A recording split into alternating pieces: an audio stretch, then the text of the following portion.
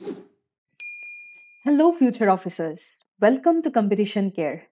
Be Smartছৰ daily current affairs এনালাইচিছলৈ সকলোকে স্বাগতম জনালোঁ। এইখিনিতে জনাই থওঁ যে কম্পিটিশ্যন কেয়াৰে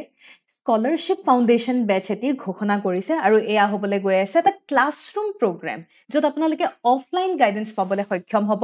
আমাৰ শিলপুখুৰী ব্ৰাঞ্চত। যদিহে ইণ্টাৰেষ্টেড তেনেহ'লে কণ্টেক্ট কৰিব পাৰে। খালি যিহেতু স্কলাৰশ্বিপ বেটছ ডেফিনেটলি স্কলাৰশ্বিপ বেটছৰ কিছু এলিজিবিলিটি ক্ৰাইটেৰিয়া আছে। হয়তো আপুনি গ্ৰেজুৱেশ্যনত ভাল মাৰ্কছ পাব লাগিব বা এটলিষ্ট আপুনি APSC প্ৰিলিমছ ক্লিয়াৰ কৰিব লাগিব আৰু নহ'লে কম্পিটিশ্যন কেয়াৰে এটি স্কলাৰশ্বিপ টেষ্ট ঘোষণা কৰিব। এই টেষ্টত যদি আপুনি পাছ কৰিব পাৰে তেতিয়াও আপুনি এই স্কলাৰশ্বিপ ফাউণ্ডেশ্যন বেটছৰ বাবে এলিজিবল হ'বলৈ পাৰিব। যদিহে ইণ্টাৰেষ্টেড তেনেহ'লে তলত দিয়া কণ্টেক্ট নাম্বাৰটিত আজিয়ে যোগাযোগ কৰি এনৰোল কৰিব পাৰে, আমাৰ শিলপুখুৰী ব্ৰাঞ্চত আহিব পাৰে। তাৰোপৰি এটি classroom guidance programme for all the people আমি লৈ আনিছোঁ। ইয়াক আমি ছুপাৰ 30 বেটছ বুলি আমি কৈছোঁ, য'ত সকলোৱে দ্য প্ৰপাৰ গাইডেন্স লাভ কৰিবলৈ সক্ষম হ'ব। সকলোৱে প্ৰপাৰ গাইডেন্সত প্ৰিলিমছ মেইনছ নাই ইণ্টাৰভিউৰ গাইডেন্স পৰ্যন্ত আপোনালোকে পাবলৈ সক্ষম হ'ব। যদিহে আগ্ৰহী তেনেহ'লে তলত দিয়া কণ্টেক্ট নাম্বাৰটিত যোগাযোগ কৰিব পাৰে। আৰু যিসকলে APSC প্ৰিলিমছ টেষ্ট ছিৰিজৰ বাবে আগ্ৰহী, য'ত 40 টেষ্ট নতুবা 60 টেষ্ট প্ৰভাইড কৰা হ'ব, যদিহে ইণ্টাৰেষ্টেড তেনেহ'লে ইয়াত দিয়া কণ্টেক্ট নাম্বাৰটিত যোগাযোগ কৰিব পাৰে। আমি আগবাঢ়িছোঁ আজিৰ মষ্ট ইম্পৰ্টেণ্ট টপিকসমূহলৈ। প্ৰথমেই আমি ছাষ্টেইনেবল আৰ্বানাইজেশ্যনৰ ওপৰত কথা পাতিম। বৰ্তমান ছাষ্টেইনেবিলিটি এটা খুব ইম্পৰ্টেণ্ট টপিক। ছাষ্টেইনেবিলিটিৰ ওপৰত প্ৰশ্ন মেইনছত সুধিয়ে থাকে, সেয়েহে ছাষ্টেইনেবল আৰ্বানাইজেশ্যনৰ ওপৰত আমি অলপ এনালাইচিছ কৰিম। তাৰপিছত ভেৰি ইম্পৰ্টেণ্ট নামৰূপত যি ইউৰিয়া প্লেণ্ট, সেই ইউৰিয়া প্লেণ্টৰ ওপৰত আলোচনা কৰিম। HCES 2023-24 GS3 ইণ্ডিয়ান ইকনমিৰ বাবে ইম্পৰ্টেণ্ট। তাৰপিছত আমি চেণ্ট্ৰেল বেংক ডিজিটেল কাৰেঞ্চি কি হয় আমি চাম। প্ৰিলিমছৰ বাবে কাম্ব ৰামায়ণ কি হয় আমি চাম, আৰু হোৱাইট হাইড্ৰজেন কি হয় আমি চাম। আমাৰ প্ৰথম টপিক ক'লে আগবাঢ়িছোঁ ছাষ্টেইনেবল আৰ্বানাইজেশ্যন। ছাষ্টেইনেবল আৰ্বানাইজেশ্যন বিশেষকৈ বৰ্তমান পাহাৰত খুব আনফৰ্চুনেট ছিটুৱেশ্যন হ'ব ধৰিছে। যিকোনো পাহাৰ বুলিয়ে নহয়, আৰ্বান এৰিয়াৰ অভাৰঅল চাব গ'লে মেজৰিটি আৰ্বান এৰিয়াতে আনফৰ্চুনেট ছিটুৱেশ্যন হৈছে। কিন্তু আমি যদি উত্তৰ পূৰ্বাঞ্চলক বিশেষভাৱে চাওঁ, the major states of north east, তাতে আমি পাহাৰীয়া অঞ্চলে বিশেষকৈ দেখা পাওঁ। সেয়েহে আমি ইয়াৰ ওপৰতে আলোচনা কৰিব লাগিব। আৰু যিহেতু জলবায়ু পৰিৱৰ্তন হ'বলৈ ধৰিছে, সেয়েহে প্ৰতিটো ছেক্টৰত বৰ্তমান এটা নেগেটিভ ইম্পেক্ট পৰিছে। ৰিচেণ্টলি এখন কনফাৰেঞ্চ এখন হ'ল শ্বিলঙত ইয়াৰ ওপৰত, আৰু সেই কনফাৰেঞ্চখনৰ theme it's the BAIC connect conference এখন হৈছিলে। BAIC কানেক্ট কনফাৰেঞ্চৰ থিম যদি চাওঁ, urbanisation on hills top theme লৈছে তেওঁলোকে। চেলেঞ্জেছ, অপৰচুনিটিজ আৰু sustainable strategies for North East India, ইয়াৰ ওপৰত তেওঁলোকে আলোচনা কৰিছে। বৰ্তমান যি দ্ৰুতগতিত কনষ্ট্ৰাকশ্যন চলি আছে, সেই কনষ্ট্ৰাকশ্যনৰ বিষয়ে তাৰে ওপৰত আলোচনা কৰা হয়। বিশেষকৈ যিবোৰ সমস্যা আমি ফেচ কৰি আছোঁ, মূল সমস্যা হৈছে আমাৰ বনাঞ্চলসমূহ ধ্বংস হৈছে। কনষ্ট্ৰাকশ্যন প্ৰেক্টিছবোৰো ভাল নহয়, গাইডলাইন অনুসৰি ফ'ল' কৰা নহয়। পুৱাৰ কনষ্ট্ৰাকশ্যন প্ৰেক্টিছ। ছেইচমিক ভালনাৰেবিলিটি আমি সকলোৱে জানো যে নৰ্থ ইষ্টৰ ছেইচমিক ভালনাৰেবিলিটি চাব গ'লে নৰ্থ ইষ্টক আৰ্থকুৱেকৰ ছেইচমিক জ'ন হিচাপে জ'ন 5 অৰ্থাৎ হায়েষ্ট জ'ন দিয়া হৈছে। তেনে ক্ষেত্ৰত আমি যদি আনপ্লেণ্ড ইনফ্ৰাষ্ট্ৰাকচাৰ ডেভেলপ কৰোঁ, তেতিয়াহ'লে আৰ্থকুৱেক বা ভূঁইকঁপে মানুহ নামাৰে, কিন্তু ইয়াত কি হ'ব, ইয়াত আৰ্বানাইজেশ্যনৰ দ্বাৰা বহু লোকৰ ক্ষয় ক্ষতি হ'ব আৰু loss of life, loss of property, unwanted আমি ইম্পেক্টছ কিছুমান দেখা পাম। তাৰোপৰি মাটি পানী সকলোৰে মিছমেনেজমেণ্ট দেখা পাই আছোঁ। আৰু আমাৰ যি আগৰ ঐতিহ্য, কালচাৰেল যি আমাৰ আৰ্কিটেকচাৰ, ট্ৰেডিশ্যনেল যি মেথড, সেই সকলোবোৰ আমি বৰ্তমান নেগলেক্ট কৰি আছোঁ। সেয়েহে বৰ্তমান সময়ত গ্ৰীণ আৰ্কিটেকচাৰৰ প্ৰয়োজন খুব বৃদ্ধি পাইছে। আমি প্ৰপাৰ ডিজাইন ফ'কাছ কৰিব লাগে, ডিজাইনিং উইথ নেচাৰ। বিশেষকৈ আমাৰ যি ঐতিহ্য, আমাৰ আগৰ যিসমূহ ঐতিহ্য, আমি আগতে যি ধৰণে কনষ্ট্ৰাকশ্যন কৰিছিলোঁ নেচাৰৰ লগত বা প্ৰকৃতিৰ লগত এলাইন কৰি পেলাই, আমি সেই ডিজাইনলৈ উভতি যোৱাটো খুবেই প্ৰয়োজনীয়। কনষ্ট্ৰাকশ্যন কৰিব লাগিব ডেফিনেটলি ইকনমিক ডেভেলপমেণ্টৰ কাৰণে কিন্তু সেইমতে আমি বনাঞ্চলসমূহ একেবাৰে ধ্বংস কৰিলেও নহ'ব আমি এফৰেষ্টেশ্যনৰ কাৰণেও আমি স্ক'প ৰাখিব লাগিব তাৰোপৰি আমি এস্থেটিকেলি আৰু এনভাইৰনমেণ্টেল কনচিয়াছ কনষ্ট্ৰাকশ্যন প্ৰেক্টিছ কৰিব লাগিব ইকো ফ্ৰেণ্ডলি মেথডছ আমি ল'ব লাগিব আৰু সেয়েহে আমি গম পাইছোঁ যে ছাষ্টেইনেবল কনষ্ট্ৰাকশ্যন আজিৰ ডেটত খুবেই প্ৰয়োজনীয় আৰু ছাষ্টেইনেবল কনষ্ট্ৰাকশ্যন কৰিব গ'লে আমি যিবোৰ একুইফাৰ্ছ ৱাটাৰ ৰিজাৰ্ভৰ বা তেনেকুৱা ধৰণৰ এৰিয়া ডিষ্ট্ৰয় কৰাত আমি এভইড কৰাটো প্ৰয়োজনীয় ডাষ্ট পলিউশ্যন বিশেষকৈ গুৱাহাটীত ডাষ্ট পলিউশ্যন অতি বেছি সেয়া আমি মেনেজ কৰিব লাগিব গ্ৰীণ টেকন'লজি আমি আনিব লাগিব বিল্ডিংসমূহত অল্টাৰনেটিভ মেটেৰিয়েলছ আমি আনিব লাগিব যাতে অতি বেছি গৰম যাতে নহয় নহ'লে আমাৰ বৰ্তমান চিমেণ্ট ইত্যাদি ব্যৱহাৰ কৰিলে গৰমো বৃদ্ধি পায় আৰু গৰম যিমান বৃদ্ধি পাব ধৰিছে সিমান মানুহে এচি লগাব ধৰিছে এচি লগোৱাৰ ফলত জলবায়ু পৰিৱৰ্তন আৰু বৃদ্ধিহে পাইছে সেয়েহে আমি ছাষ্টেইনেবিলিটিত ফ'কাছ কৰাটো ইম্পৰ্টেণ্ট আৰু ইয়াৰ বাবে বিশেষকৈ আৰ্কিটেক্ট প্লেনাৰ সকলোৱে ৰেছপনচিবিলিটি ল'ব লাগিব ফৰ ছাষ্টেইনেবল আৰ্বানাইজেশ্যন গভৰ্ণমেণ্টৰ এজেঞ্চিবোৰ সকলেও ৰেগুলেশ্যনছবোৰ ষ্ট্ৰিক্টলি চাব লাগিব সকলোৱে মিলি এটা কমিউনিটিৰ ইনভলভমেণ্ট খুবেই প্ৰয়োজনীয় আৰু প্ৰপাৰ ডিছকাশ্যন ছেমিনাৰ ইত্যাদি মানুহৰ মাজত সজাগতা সৃষ্টি কৰাৰ বাবেও এনেধৰণৰ পদক্ষেপ লোৱাটো প্ৰয়োজনীয় মেইনছ প্ৰেক্টিছ কুৱেশ্যন এতিয়া আপোনালোকৰ বাবে আগবঢ়াইছোঁ examine the challenges posed by rapid urbanization in hilly regions with a special focus on Northeast India. How can sustainable architecture mitigate these challenges? উত্তৰটি লিখিবলৈ চেষ্টা কৰিব ইয়াৰ পিছত আমি গুৰুত্বপূৰ্ণ টপিকলৈ আগবাঢ়িছোঁ নামৰূপ ইউৰিয়া প্লাণ্ট ইতিমধ্যে এবছৰৰ বাজেটত 12.7 লাখ মেট্ৰিক টন কেপাচিটিৰ প্ৰতি বছৰে ইমানখিনি কেপাচিটিৰ ইউৰিয়া প্ৰডাকশ্যনৰ বাবে এটি প্লেণ্ট এটি ঘোষণা কৰা হৈছে আৰু তাৰ বাবে ৰিচেণ্ট এতিয়া এপ্ৰুভো কৰিলে আৰু এই যিটো আমাৰ ইউৰিয়া প্লেণ্ট এই ইউৰিয়া প্লেণ্টৰ লোকেশ্যন যদি চাওঁ ব্ৰহ্মপুত্ৰ ভেলী ফাৰ্টিলাইজাৰ কৰ্পৰেশ্যন লিমিটেডৰ অলৰেডি এক্সিষ্টিং ষ্ট্ৰাকচাৰৰ ওপৰতে তাতেই আমি ইউৰিয়া প্লেণ্ট নিৰ্মাণ কৰা হ'ব আৰু সেয়েহে ইয়াক আমি ব্ৰাউন ফিল্ড বুলি কৈছোঁ ব্ৰাউন ফিল্ড মানে য'ত অলৰেডি ষ্ট্ৰাকচাৰ আছে একেবাৰে নতুনকৈ কৰা হ'লে আমি গ্ৰীণ ফিল্ড শব্দটো ব্যৱহাৰ কৰিলোহেঁতেন মূল উদ্দেশ্য যদি চাওঁ ছেল্ফ ৰিলায়েন্স আত্মনিৰ্ভৰতা আৰু ইয়াত আমি আত্মনিৰ্ভৰ ভাৰত নহয় ইয়াত আমি বিশেষকৈ আত্মনিৰ্ভৰ অসম তথা আত্মনিৰ্ভৰ উত্তৰ পূৰ্বাঞ্চলৰ দিশত আমি আগবাঢ়িবলৈ চেষ্টা কৰিছোঁ প্ৰজেক্ট ডিটেইলৰ বিষয়ে চাব গ'লে most important point is project cost funding কিমান এলোকেট কৰা হৈছে 10,601 crore amount এটা funding allocate কৰা হৈছে টাইমলাইন দিয়া হৈছে 48 months প্ৰায় 3 বছৰৰ টাইমলাইন এটা দিয়া হৈছে আজি যি আমাৰ এই ইউৰিয়া প্লাণ্টৰ ইম্পৰ্টেঞ্চ যিদৰে আমি জাগিৰোডৰ ছেমিকণ্ডাক্টৰ প্লাণ্টৰ ষ্ট্ৰেটেজিক ইম্পৰ্টেঞ্চ দেখা পালোঁ ঠিক সেইদৰে নামৰূপৰ ইউৰিয়া প্লাণ্টৰো ষ্ট্ৰেটেজিক ইম্পৰ্টেঞ্চ আছে প্ৰথমেই আমাৰ ইম্পৰ্ট ডিপেণ্ডেঞ্চি কমিব আমি আত্মনিৰ্ভৰ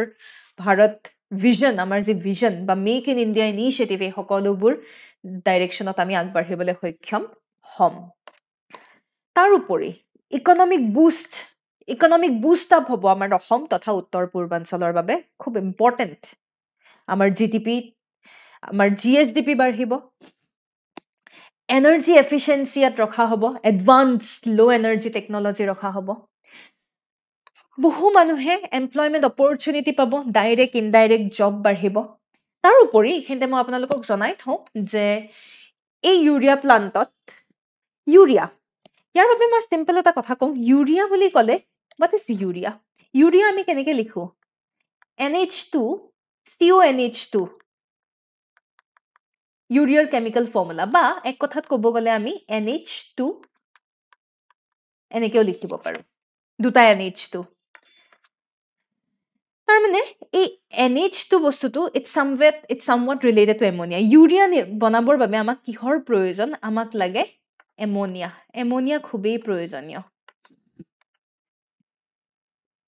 আৰু এমোনিয়াত কি থাকে NH3 এই যে হাইড্ৰজেনৰ বাবে ন্যাচাৰেল গেছ ব্যৱহাৰ কৰা হ'ব এমোনিয়া প্ৰডাকশ্যনত আমাৰ এমোনিয়াৰ বাবে যি হাইড্ৰজেনৰ ৰিকুৱাৰমেণ্ট সেই হাইড্ৰজেনৰ বাবে বহু সময়ত কয়লা ব্যৱহাৰ কৰা দেখা পোৱা যায় বা নেচাৰেল গেছো ব্যৱহাৰ কৰে য'ত মিথেইন থাকে মিথেইনত আমি 4টা হাইড্ৰজেন দেখা পাওঁ তো সেই হাইড্ৰজেন আমাৰ এমোনিয়াৰ বাবে ব্যৱহাৰ কৰে আৰু সেই এমোনিয়াৰে ইউৰিয়া প্ৰডাকশ্যন কৰা হয় So this urea production, this is the Haber-Bosch process. আৰু এইখিনিতে আমাৰ অসমত আমি গম পাওঁ we have a reservoir of natural gas. আমাৰ সেই natural gasৰো utility আমি ইয়াৰ দ্বাৰা increase কৰিবলৈ সক্ষম হ'ম এইটো এটা পইণ্ট গুৰুত্বপূৰ্ণ পইণ্ট মনত ৰখাটো প্ৰয়োজনীয় টেকনলজিকেল আৰু এনভাইৰনমেন্টেল কনসিডাৰেশন যদি চাওঁ মডাৰ্ণ টেকনলজি ইতিমধ্যে ব্যৱহাৰ কৰা হ'ব advanced technology যাতে environmental impact সমূহ আমি reduce কৰি ৰাখিব পাৰো তাৰ উপৰি যিবোৰ environmental guideline সমূহ আছে সেই guidelineৰ লগত আমি align কৰি sustainability ফোকাস কৰাটো প্ৰয়োজনীয় এইখিনিতে চৰকাৰে আমাক যথেষ্ট সাপোৰ্ট কৰিছে চৰকাৰৰ ইতিমধ্যে পলিচি আছে যেনে new investment policy 2012 new investment পলিচিয়ে ইউৰিয়া প্ৰডাকশ্যনত ইনভেষ্টমেন্টৰ বাবে অলৰেডি এনকাৰেজ কৰিছে ফাৰ্টিলাইজাৰ সাবসিডি পলিচি আছে যাতে কৃষকসকলে এফৰ্ডেবল ফাৰ্টিলাইজাৰ কিনিব পাৰে অতি কম খৰচত সাবসিডি যেহেতু পাব কম খৰচত যাতে ফাৰ্টিলাইজাৰ কিনিব পাৰে তো তাৰ মানে কি তাৰ মানে ফাৰ্টিলাইজাৰ ডিমান্ড ইয়াৰ থ্ৰেৰে ইনক্ৰিজ কৰা হৈছে তাৰ উপৰি মেক ইন ইণ্ডিয়া আৰু আত্মনিৰ্ভৰ ভাৰত ইনিচিয়েটিভটো আছে যাৰ দ্বাৰা আমি ইম্পৰ্ট ৰিডিউস কৰি আমি সেলফ ৰিলায়েন্সত ফোকাস কৰিছো Mains practice question iti apunalokor babe agbahaisu discuss the significance of the new investment policy in promoting industrial growth in India. How does the establishment of the Namrup 4 fertilizer plant বা Namrup urea fertilizer plant align with this policy? উত্তৰটি লিখিবলৈ চেষ্টা কৰিব আৰু এইখিনিতে জনাই থওঁ যে competition কেয়াৰে প্ৰতি শনিবাৰে এটি কাৰেণ্ট এফেয়াৰ টেষ্ট কণ্ডাক্ট কৰে যদি হে ইন্টাৰেষ্টেড তেনেহলে তলত দিয়া কন্টেক্ট নাম্বাৰটিত যোগাযোগ কৰিব পাৰে আৰু এই টেষ্ট এভেল কৰিবৰ বাবে কেৱল আপোনালোকে মাত্ৰ 10 টকা এটা পে কৰিবলৈ সক্ষম হ'ব পে কৰি পেলাই আপোনালোকে এই টেষ্টসমূহ পাবলৈ সক্ষম হ'ব ইয়াৰ পিছৰ নিউজলৈ আমি আগবাঢ়িছো HCES 2023-2024 HCES মানে কি Household Consumption Expenditure Survey 2023-2024 survey Household Consumption Expenditure Survey report release কৰিছে কোনে ৰিলিজ কৰিছে NSSO অৰ্থাৎ National Sample Survey Office এই সাৰ্ভে কি কাৰণে কৰা হয় এই সাৰ্ভে কৰে বিশেষকৈ মানুহৰ কনজাম্পশন মানুহে কিমান কনজিউম কৰে বস্তু কিমান কনজিউম কৰে কিমান খৰচ কৰে অৰ্থাৎ লিভিং ষ্টেণ্ডাৰ্ড জানিবৰ বাবে এনে ধৰণৰ সাৰ্ভে কৰা হয় মানুহৰ লিভিং ষ্টেণ্ডাৰ্ড বাঢ়িছে নে কমিছে ইয়াৰ বিষয়ে জানিবৰ বাবে এই সাৰ্ভে কৰা হয় এনএসএছই কণ্ডাক্ট কৰে প্ৰতি বছৰে কণ্ডাক্ট কৰে 1950-51 ৰ পৰা আৰম্ভ হৈছে ইনিশিয়ালি প্ৰতি বছৰে একচুয়ালি কণ্ডাক্ট কৰা হৈছিল কিন্তু বৰ্তমান প্ৰতি 5 বছৰৰ মূৰে মূৰে কণ্ডাক্ট কৰা হয় এতিয়া HCES ৰ objective যদি চাও মকলমে লিভিং ষ্টেণ্ডাৰ্ড কনজাম্পশন কিমান এক্সপেন্ডিচাৰ খৰচ কিমান সকলোবোৰ জানিবৰ বাবে কনজিউমাৰ প্ৰাইস ইনডাইসেস জানিবৰ বাবে ইকোনমিক ইন্ডিকেটৰ জিডিপি কনজিউমাৰ প্ৰাইস ইনডাইসেস এই সকলোবোৰ ইন্ডিকেটৰ জানিবৰ বাবেও বেস ইয়াৰ ৰিভাইজ কৰা প্ৰয়োজনীয় নেকি এই সকলোবোৰ জানিবৰ বাবে আসলতে এনে ধৰণৰ সাৰ্ভে কৰা হয় অলপমান আমি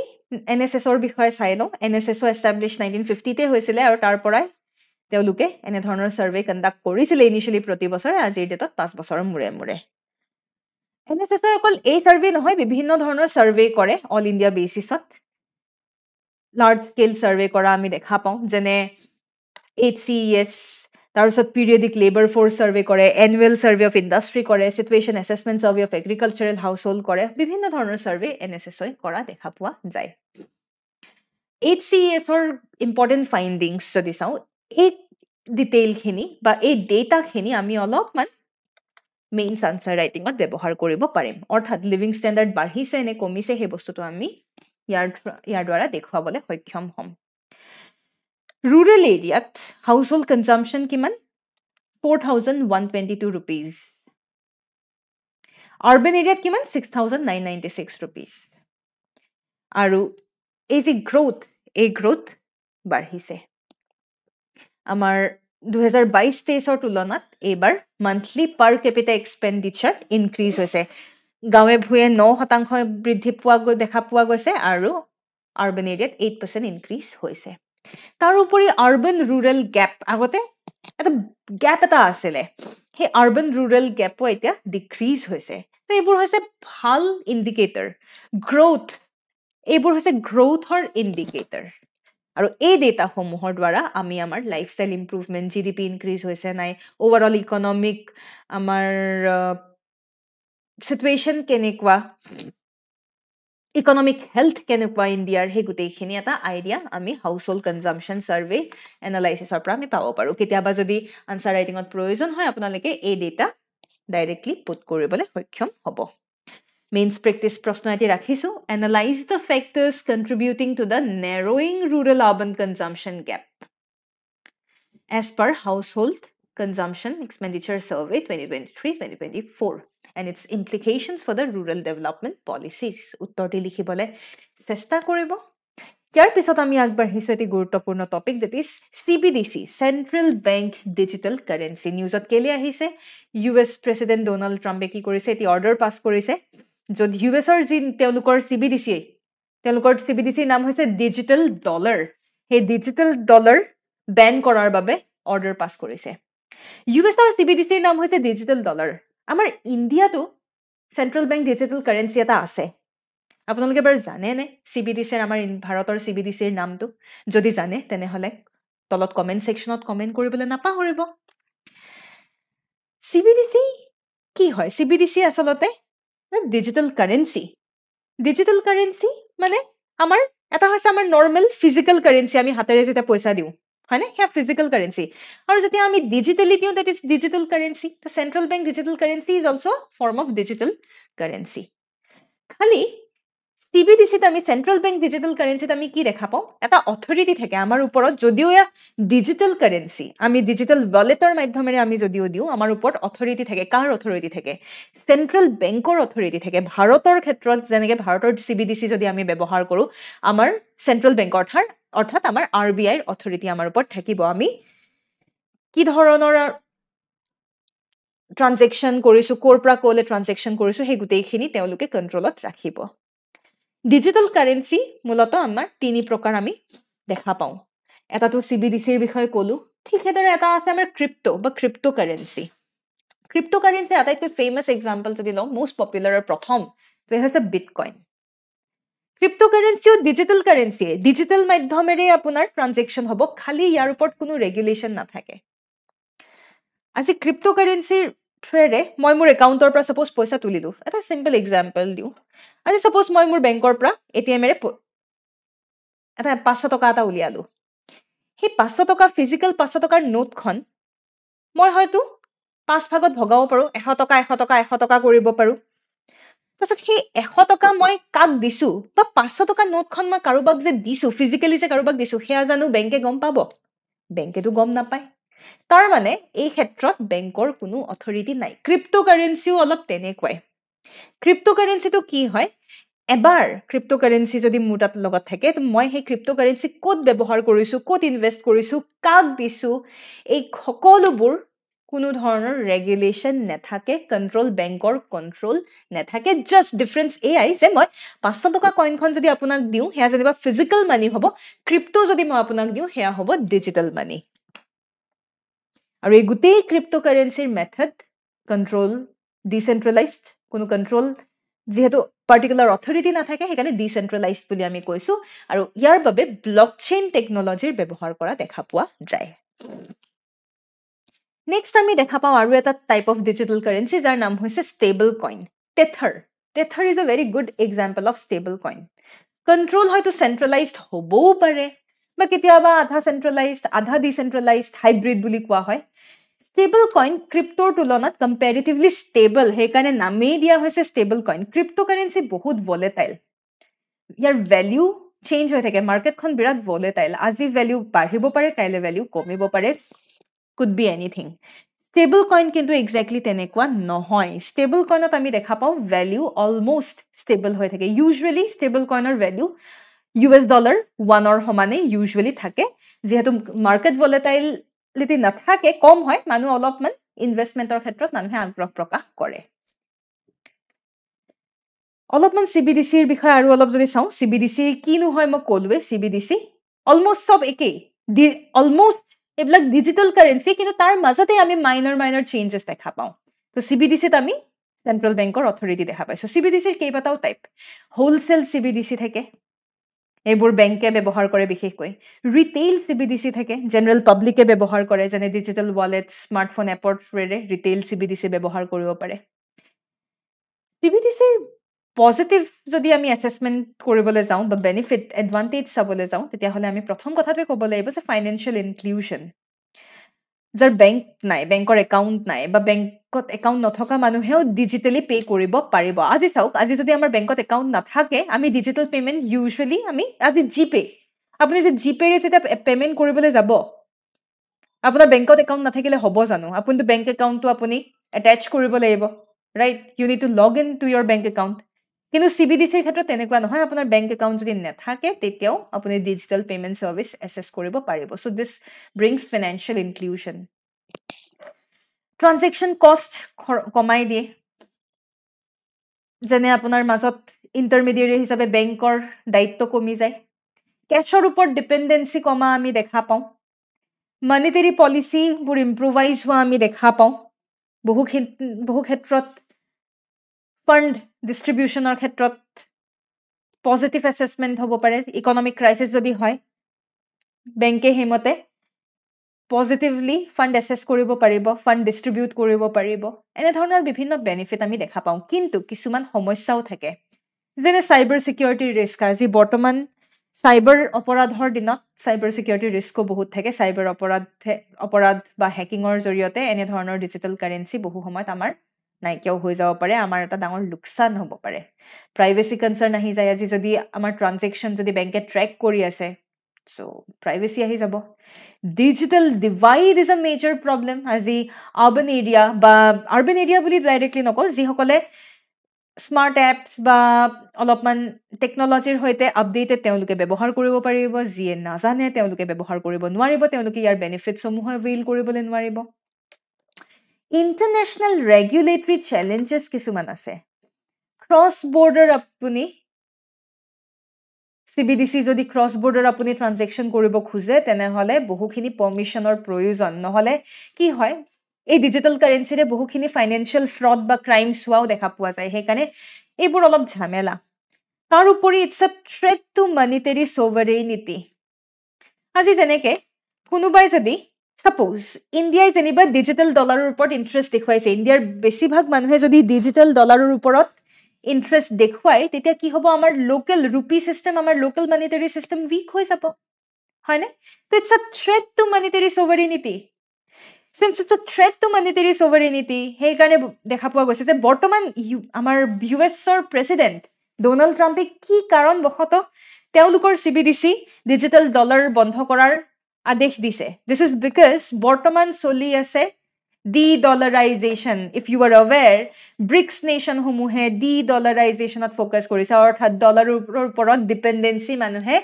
কমাবলে চেষ্টা কৰিছে মানুহ মানে বিশেষকৈ দেশসমূহে বিশেষকৈ BRICS nation Brazil China India south Africa এই দেশসমূহে ডলাৰৰ ওপৰত থকা ডিপেন্ডেন্সি তেওঁলোকে ৰিডিউস কৰিবলৈ চেষ্টা কৰিছে de-dollarization কৰিবলৈ চেষ্টা কৰিছে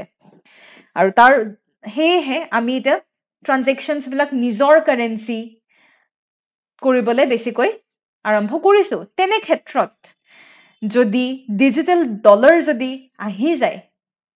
de-dollarization will be prominent digital dollar মানুহে ব্যৱহাৰ নকৰিব মানুহে বেলেগ কাৰেন্সি ব্যৱহাৰ কৰিব আৰু তেনেকে ইউএছৰ লোকেল মনিটাৰী সিস্টেমত এটা ডাঙৰ ব্লো আহি যাব আৰু হেহে আমাৰ ইউএছৰ ৰাষ্ট্ৰপতি মিস্টাৰ ট্ৰাম্প তেখেতে CBDC তেওঁলোকৰ CBDC বন্ধ কৰাৰ নিৰ্দেশনা জাৰি কৰিছে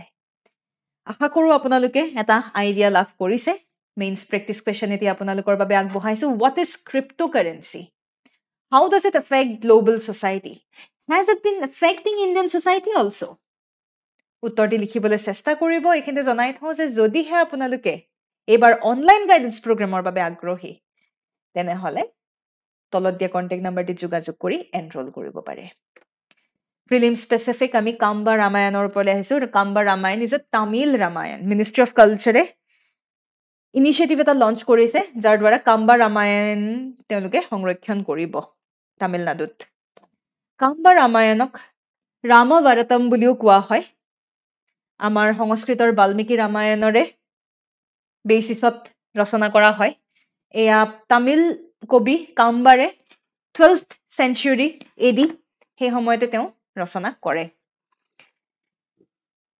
টেকনিক্যালি চাব গ'লে ৰামায়ণত বহুত চেপ্টাৰ আছে কন্দম কোৱা হয় সেকশনছ আছে পদলম কোৱা হয় কাম্বা ৰামায়ণ মনত ৰাখিবলৈ চেষ্টা কৰিব প্ৰিলিমছ প্ৰেক্টিছ কুৱেশ্যন এটি কাম্বা Ramayana was composed in which of the following language উত্তৰটি নিশ্চয় গম পাইছে ইয়াৰ পিছত আমি আগবাঢ়িছোঁ আজিৰ শেষৰটো topic that is white hydrogen আগতেও নিউজত আহিছিলে পুনৰ আপোনালোকৰ আগত হোৱাইট হাইড্ৰজেন লৈ আগবঢ়াইছোঁ ফ্ৰান্সে পৃথিৱীৰ আটাইতকৈ ডাঙৰ হোৱাইট হাইড্ৰজেন ডিপজিট ডিস্কভাৰ কৰিছে মোজেল ৰিজনত